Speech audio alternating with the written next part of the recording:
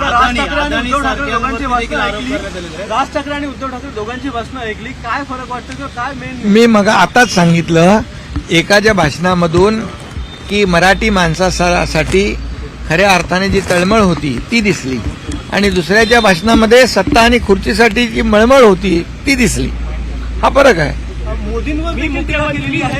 उद्धव ठाकरे यांनी आपल्या भाषणामधून मोदींवर देखील टीका केलेली आहे. खरं म्हणजे ते तर मला तर कधी सोडतच नाहीत.